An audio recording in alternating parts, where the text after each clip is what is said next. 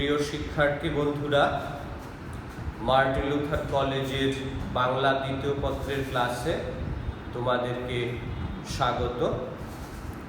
আশা করি তোমরা প্রত্যেকে ভালো আছো এবং আমাদের ইতোমধ্যে অনলাইনে যে ক্লাসগুলো হয়েছে তোমরা সেই ক্লাসগুলো অনুসরণ করছো।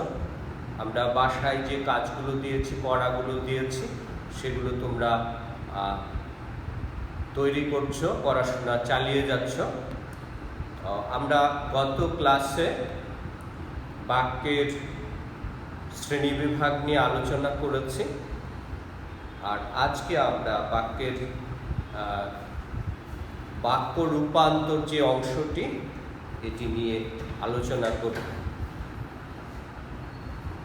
বাক্য রূপান্তরের একটা সংজ্ঞায় যদি আমরা যাই, যে বাক্যের অর্থের পরিবর্তন না ঘটিয়ে এক প্রকার বাক্যকে অন্য প্রকার বাক্যে রূপান্তর করাকেই বাক্য রূপান্তর বলা হয়।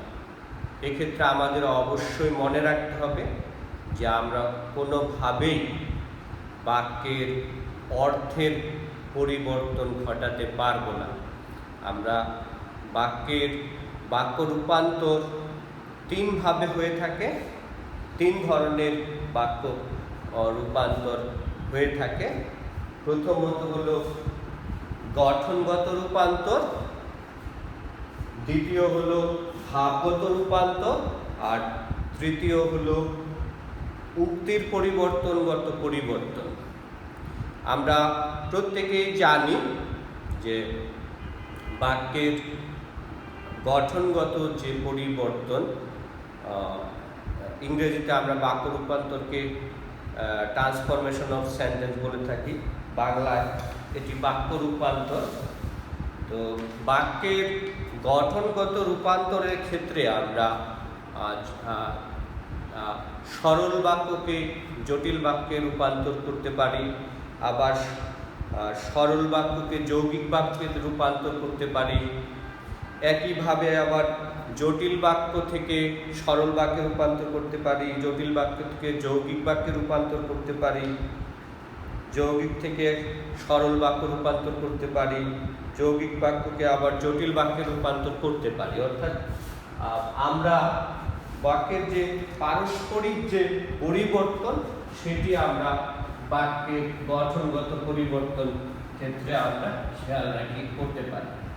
আমরা যদি একটু ছোট্ট আলোচনা করি, আমরা জানি যে গঠনগত দিক দিয়ে বাক্য তিন প্রকার: সরল বাক্য, জটিল বাক্য এবং যৌগিক বাক্য।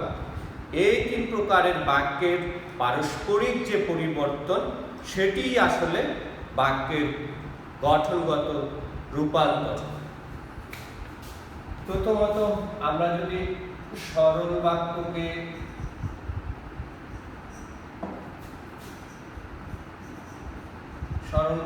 আমরা রূপান্তর করতে পারি জটিল বাক্য।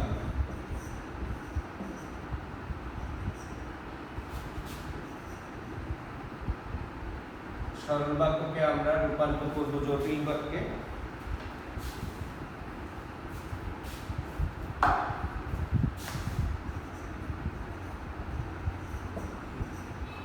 আবার আমরা সরল বাক্যকে রূপান্তর করতে পারি যৌগিক বাক্যে।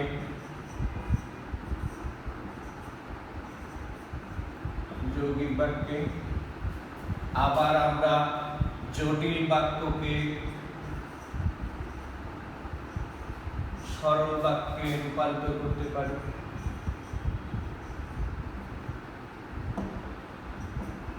আবার আমরা জটিল বাক্যকে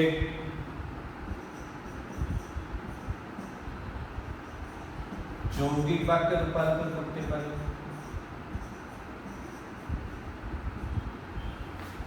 আবার আমরা যৌগিক বাক্যকে সরল বাক্য করতে পারি।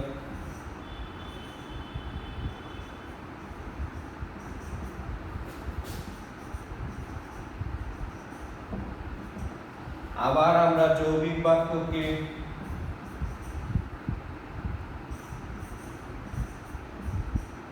সরল বাক্য জটিল বাক্যে রূপান্তর করতে পারি।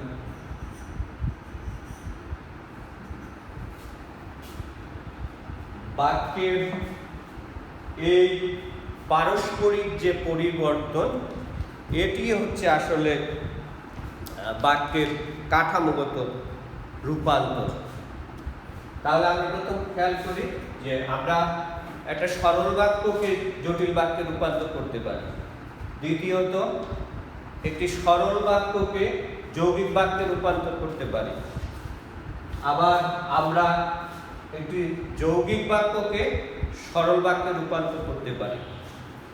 আবার একটি জটিল বাক্যকে যৌগিক বাক্যে রূপান্তর করতে পারি। এরপরে আমরা যৌগিক বাক্যকে সরল বাক্যে রূপান্তর করতে পারি। আবার যৌগিক বাক্যকে জটিল বাক্যে রূপান্তর করতে পারি। অর্থাৎ এভাবে বাক্যের এই যে পারস্পরিক পরিবর্তন, এই পরিবর্তনকেই বাক্যের গঠনগত রূপান্তর বলা হয়। তো এরপরে আমরা যাই বাক্যের বাক্য রূপান্তরের যে দ্বিতীয় শ্রেণীভাগ, সেটি হচ্ছে বাক্যের ভাবগত রূপান্তর। এই ক্ষেত্রে আমরা খেয়াল করি যে বাক্যের ভাবগত রূপান্তরের ক্ষেত্রে কি কি ধরনের বাক্য আমরা পরিবর্তন করি।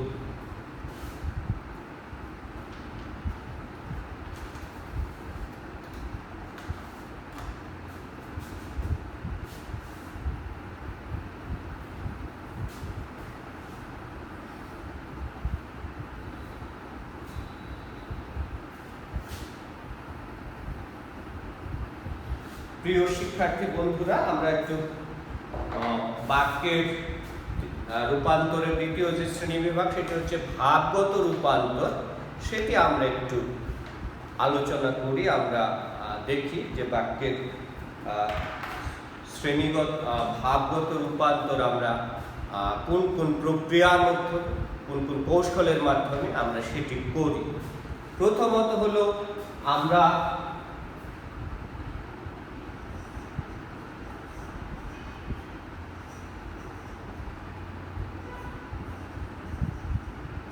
অস্তিবাচক বাক্যকে নেতিবাচক বাক্যে রূপান্তর করতে পারি।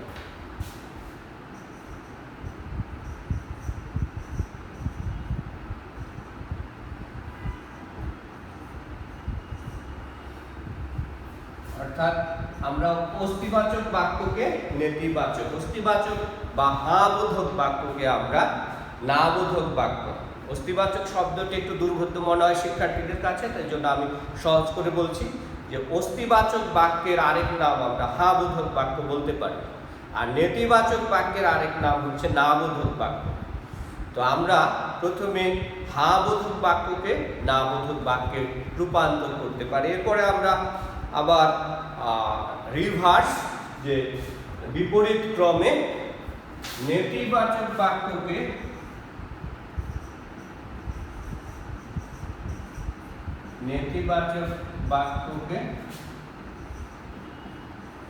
অস্তিবাচক বাক্যে রূপান্তর করতে পারি। অর্থাৎ নেতিবাচক বাক্যকে নাবোধক বাক্যকে আবার আমরা হাবোধক বাক্যে রূপান্তর করতে পারি। এরপরে আমরা নির্দেশাত্মক বাক্য যেগুলো বা অনুজ্ঞাসূচক বাক্যের মধ্যে প্রকারভেদে নির্দেশাত্মক বাক্য, সেই নির্দেশাত্মক বাক্যকে আমরা আবার প্রশ্নবোধক বাক্যে রূপান্তর করতে পারি।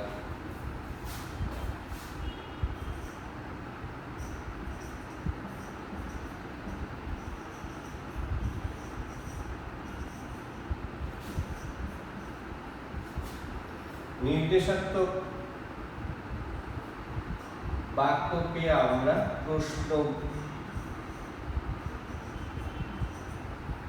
প্রশ্নবোধক বাক্যে রূপান্তর করতে পারি।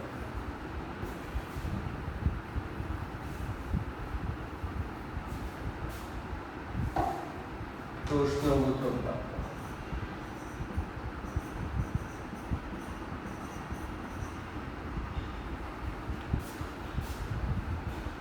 আদেশ নির্দেশ যে উপদেশ নির্দেশাত্মক বাক্য অনুজ্ঞাসূচক বাক্যে আমরা পাই, সেখান থেকে আমরা যদি রূপান্তরের প্রক্রিয়ায় যাই তাহলে দেখি আমরা যে নির্দেশাত্মক বাক্যকে আমরা প্রশ্নবোধক বাক্যে রূপান্তর করতে পারি। এরপরে আমরা আবার বিপরীত ক্রমে প্রশ্নবোধক বাক্যকে আমরা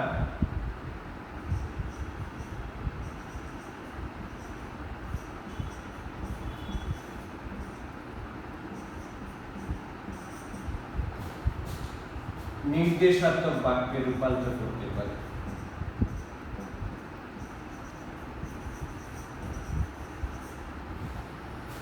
অর্থাৎ প্রশ্নবোধক বাক্যকে, যে বাক্য দ্বারা আমরা কোনো কিছু জিজ্ঞাসা করি, প্রশ্ন করি, সেই প্রশ্নবোধক বাক্যকে আবার আমরা নির্দেশাত্মক বাক্যে রূপান্তর করতে পারি।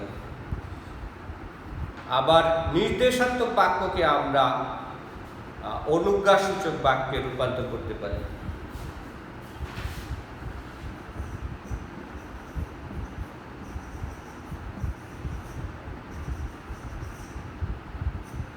নির্দেশাত্মক বাক্যকে আমরা করব অনুজ্ঞাসূচক।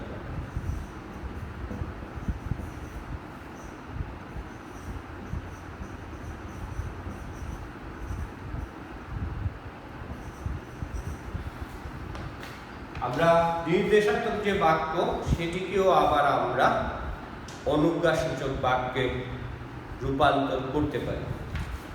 এ পর্যায়ে বিপরীত ক্রমে যে অনুজ্ঞাসূচক বাক্যকে আবার আমরা নির্দেশাত্মক বাক্যে রূপান্তর করতে পারি।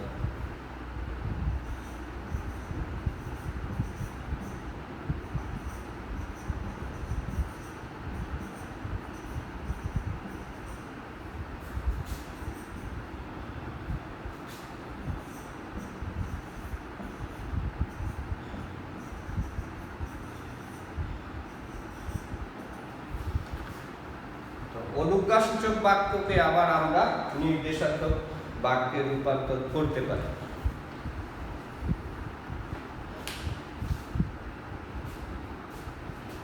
আমরা এগুলো একটু খেয়াল করি।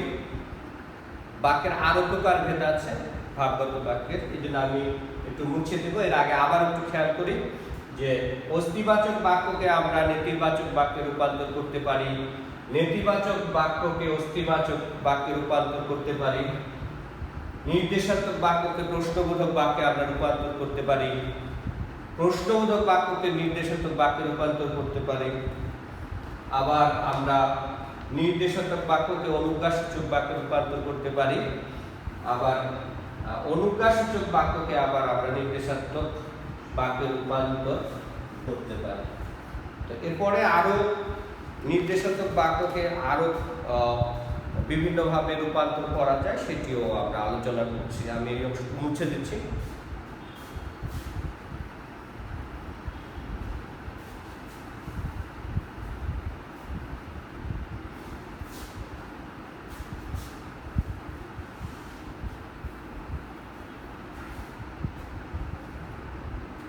নির্দেশাত্মক বাক্যকে আবার প্রার্থনাসূচক বাক্যে রূপান্তর করা যায়।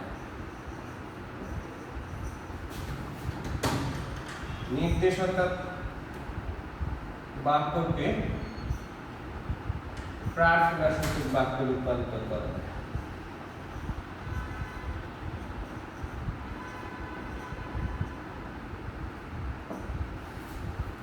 নির্দেশাত্মক বাক্যকে প্রার্থনাসূচক বাক্যে রূপান্তর করা যায়। বিপরীত ক্রমে প্রার্থনাসূচক বাক্যকে আবার নির্দেশাত্মক বাক্যে রূপান্তর করা যায়।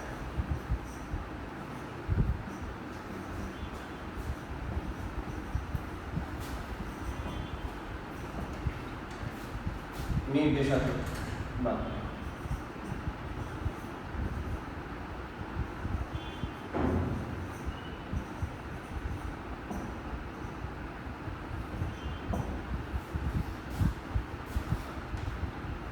প্রার্থনাসূচক বাক্যকে নির্দেশাত্মক বাক্যে রূপান্তর করা যায়। আবার নির্দেশাত্মক বাক্যকে বিস্ময়সূচক বাক্যে রূপান্তর করা যায়।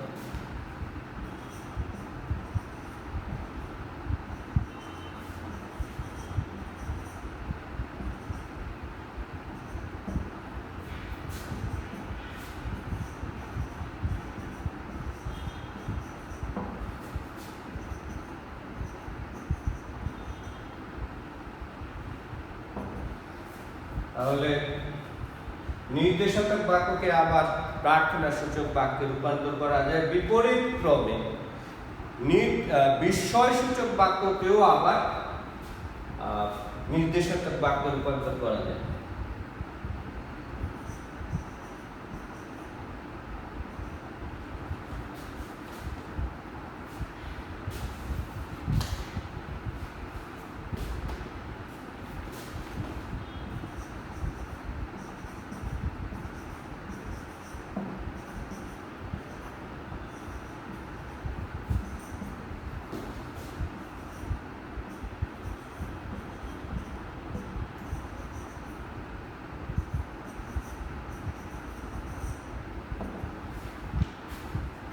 বিস্ময়সূচক বাক্যকে নির্দেশাত্মক বাক্যে রূপান্তর করা যায়, আবার নির্দেশাত্মক বাক্যকে সংশয় সূচক বাক্যে রূপান্তর করা যায়।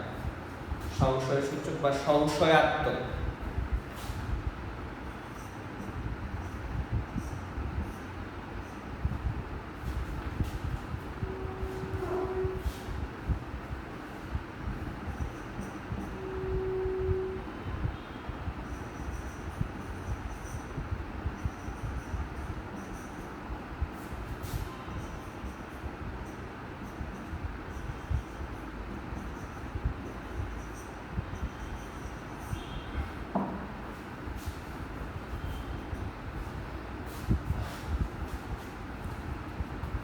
তাহলে আমরা যদি একটু খেয়াল করি যে নির্দেশাত্মক বাক্যকে প্রার্থনা সূচক বাক্যে রূপান্তর করা যায়, বিপরীত ক্রমে প্রার্থনা সূচক বাক্যকে নির্দেশাত্মক বাক্যে রূপান্তর করা যায়, আবার বিস্ময় সূচক বাক্যকে নির্দেশাত্মক বাক্যে রূপান্তর করা যায়, নির্দেশাত্মক বাক্যকে সন্দেহাত্মক বাক্যে রূপান্তর করা যায়। মোটামুটি ভাবে তাহলে বাক্যের ভাবগত রূপান্তরের যে আলোচনাটা আমরা করলাম একটু দেখে নেওয়া আবার, যে অস্তিবাচক বাক্যকে নেতিবাচক বাক্যে রূপান্তর করা যায়, নেতিবাচক বাক্যকে অস্তিবাচক বাক্যে রূপান্তর করা যায়, নির্দেশাত্মক বাক্যকে প্রশ্নবোধক বাক্যে রূপান্তর করা যায়, প্রশ্নবোধক বাক্যকে নির্দেশাত্মক বাক্যে রূপান্তর করা যায়, নির্দেশাত্মক বাক্যকে অনুজ্ঞাসূচক বাক্যে রূপান্তর করা যায়, অনুজ্ঞাসূচক বাক্যকে নির্দেশাত্মক বাক্যে রূপান্তর করা যায়, আবার প্রার্থনা সূচক বাক্যকে নির্দেশাত্মক বাক্যে রূপান্তর করা যায়, নির্দেশাত্মক বাক্যকে প্রার্থনা সূচক বাক্যে রূপান্তর করা যায়, বিস্ময় সূচক বাক্যকে নির্দেশাত্মক বাক্যে রূপান্তর করা যায়, আবার নির্দেশাত্মক বাক্যকেও বিস্ময় সূচক বাক্যে রূপান্তর করা যায়। এরপরে নির্দেশাত্মক বাক্যকে সংশয়াত্মক বাক্য বা সংশয় সূচক বাক্যে রূপান্তর করা যায়। এভাবে বাক্যের ভাবগত যে রূপান্তর সেগুলো করা হয়ে থাকে। এরপরে আমরা যাই বাক্য রূপান্তরের তৃতীয় যে আলোচনা, তৃতীয় যে ভাগ, সেটি হলো উক্তির পরিবর্তনগত রূপান্তর।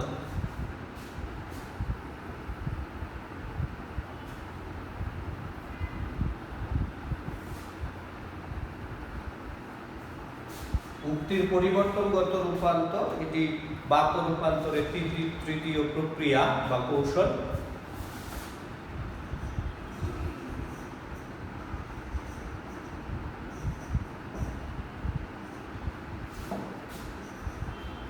উক্তির পরিবর্তনগত রূপান্তর, উক্তির পরিবর্তনগত রূপান্তর।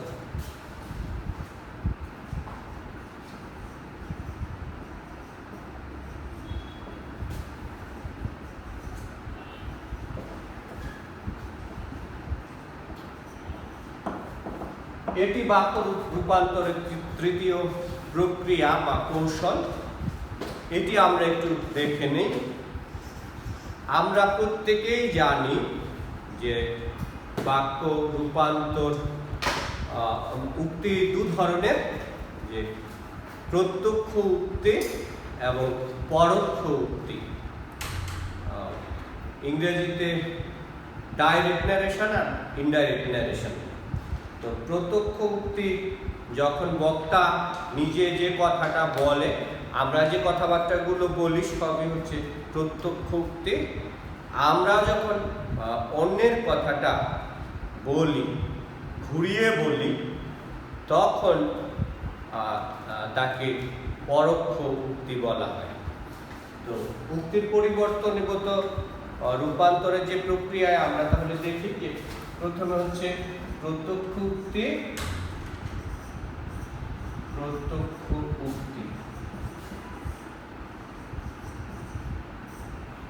বা ডাইরেক্ট ন্যারেশন ইংরেজিতে আমরা বলি।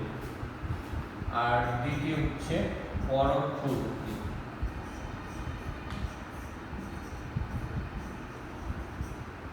পরোক্ষ উক্তি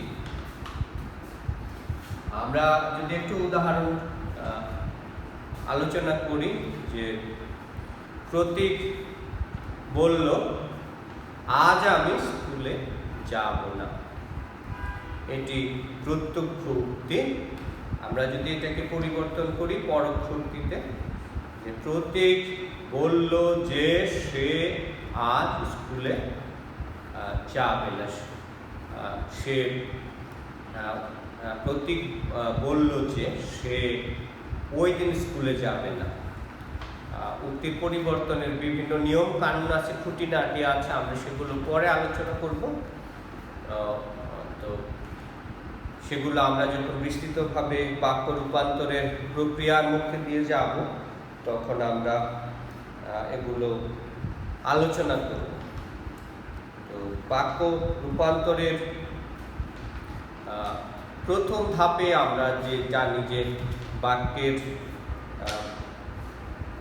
যে গঠনগত রূপান্তর, সেই গঠনগত রূপান্তরের একটা শ্রেণীবিভাগ আমরা আজকে একটু সংক্ষেপে আলোচনা করি।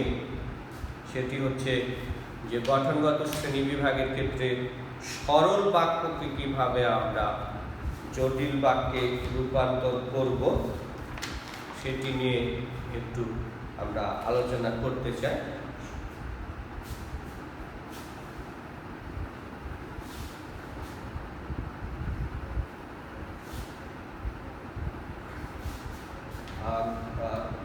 গঠনগত রূপান্তরের যে শ্রেণীবিভাগ সেটি আমরা আগে আলোচনা করেছি, যে সরল থেকে জটিল, সরল থেকে যৌগিক, আবার জটিল থেকে সরল, জটিল থেকে যৌগিক, আবার যৌগিক থেকে সরল, যৌগিক থেকে জটিল, এভাবে বাক্যের পারস্পরিক যে রূপান্তর সেগুলো আমরা করি। আর এই রূপান্তর প্রক্রিয়াকে বাক্যের গঠনগত রূপান্তর বলা হয়, বাক্য রূপান্তর বলা হয়। তো আমরা যদি একটি সরল বাক্যকে জটিল বাক্যে পরিবর্তন করতে চাই, তাহলে আমাদের কিছু নিয়ম মানতে হবে। যে সরল বাক্যের আমরা যে জানি যে একটি মাত্র কর্তা এবং সমাপিকা ক্রিয়াপদ থাকে, সেই সমাপিকা কর্তা এবং সমাপিকা ক্রিয়া কোনোভাবেই আমরা পরিবর্তন করব না। আর সরল বাক্যের বাকি অংশটা নিয়ে আমরা আরো একটা খণ্ড বাক্য তৈরি করব। তারপরে আরো কিছু নিয়ম আছে। আমরা জানি যে জটিল বাক্য গঠন করতে হলে জটিল বাক্যের ক্ষেত্রে কিছু সর্বনাম পদ আমরা ব্যবহার করি, সাপেক্ষ সর্বনাম, যিনি, তিনি, যে, সে, নিত্য কিছু সংযোজক ব্যবহার করা হয়, যখন, তখন, যদি, তবে। আবার আরো কিছু সর্বনাম আছে, সেই সর্বনাম পদগুলো আমরা ব্যবহার বা সংযোজকগুলো ব্যবহার করে আমরা জটিল বাক্য গঠন করি। তা আমরা বই থেকে কিছু উদাহরণ আমি একটু আলোচনা করতে চাই।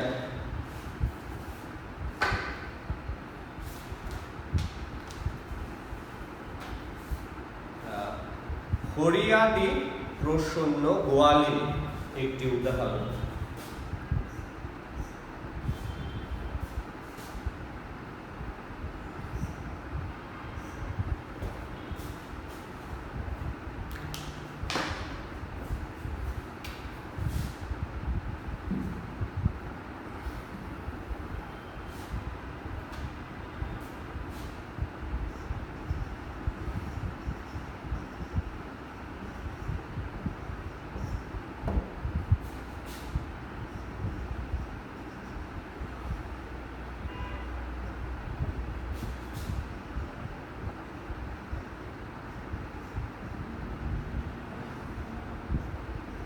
এটি একটি সরল বাক্য। আমরা এই বাক্যটিকে জটিল বাক্যে রূপান্তর করব।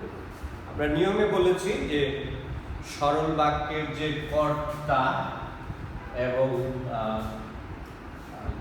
সমাপিকা ক্রিয়া থাকে সেটি আমরা পরিবর্তন করব না। এটা আমরা জানি যিনি ফরিয়াদি প্রসন্ন গোয়ালিনী, এখানে ফরিয়াদি হয় প্রসন্ন গোয়ালিনী, এখানে একটা ক্রিয়াপদ আছে, উৎস আছে, তো সেটি আমরা পরিবর্তন করব না। আমরা এই বাক্যটিকে যদি জটিল বাক্যে রূপান্তর করতে যাই, যে আমাদের যে কিছু সর্বনাম আছে, সাপেক্ষ সর্বনাম আছে, সেইগুলো নিয়ে আমরা এটাকে পরিবর্তন করতে পারি। যেমন যিনি ফরিয়াদি, যিনি ফরিয়াদি, যিনি ফরিয়াদি একটি অংশ, তিনি প্রসন্ন গোয়ালিনী।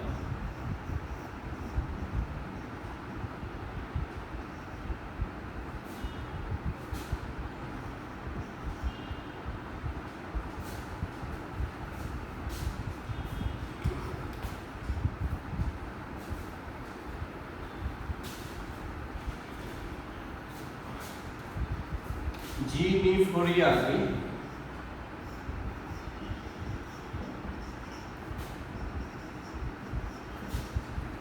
যিনি ফরিয়াদি, তিনি প্রসন্ন গোয়ালিনী, তিনি প্রসন্ন গোয়ালিনী।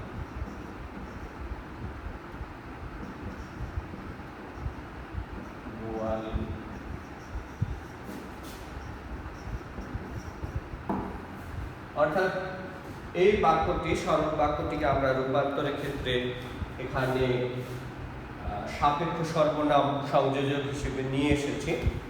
এভাবে আমরা আরো কিছু উদাহরণ বই থেকে একটু আলোচনা করি। যে পড়াশোনা করলে চিন্তা কি, একটি বাক্য, প্রশ্নবোধক একটা সরল বাক্য। পড়াশোনা করলে চিন্তা কি? তো যদি তুমি পড়াশোনা করো তাহলে চিন্তা কি, অথবা যে পড়াশোনা করে তার চিন্তা কি। আরো একটা বাক্য যদি আমরা সরল বাক্য যদি বলি, যে আমি সাক্ষী চাই না, এটি একটি সরল বাক্য। তাহলে এই বাক্যটিকে আমরা যদি জটিল বাক্যে রূপান্তর করি, তাহলে যে সাক্ষী তাকে আমি চাই না, যে সাক্ষী একটি খণ্ডবাক্য, তারপরে তাকে আমি চাই না আরো একটি খণ্ডবাক্য। আর আমরা এভাবে জটিল বাক্য গঠন করতে পারি। আমার নিবাস নাই, একটি বাক্য যদি বলি যে আমার নিবাস নেই, তাহলে এটিকে জটিল বাক্য করতে গেলে যাকে নিবাস বলে তা আমার নাই। তো আমরা আগামী ক্লাসে সরল বাক্য, আরো কিছু সরল বাক্য থেকে কিভাবে জটিল বাক্যে রূপান্তর করতে হয় সেই উদাহরণগুলো বিশ্লেষণ করব, বিস্তৃত আলোচনা করব। আজকে যে আলোচনাটা আমরা করলাম, যে বাক্য রূপান্তর 3 প্রক্রিয়ায় হয়ে থাকে: বাক্যের গঠনগত রূপান্তর, বাক্যের ভাবগত রূপান্তর, বাক্যের উক্তির পরিবর্তনগত রূপান্তর। এই 3টি প্রক্রিয়ার যে প্রকারভেদগুলো আমি বিস্তৃত আলোচনা করলাম।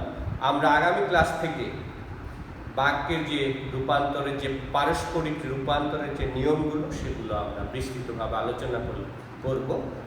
আর তোমরা আমাদের ক্লাস অনুসরণ করবে এবং তোমরাও বই থেকে আমাদের যে ক্লাস অনুসরণ করে নিজেরা পড়াশোনা করে তোমাদের পড়াশোনাটা অব্যাহত রাখবে। তোমাদেরকে অনেক অনেক ধন্যবাদ, শুভেচ্ছা জানিয়ে আজকের ক্লাস শেষ করছি।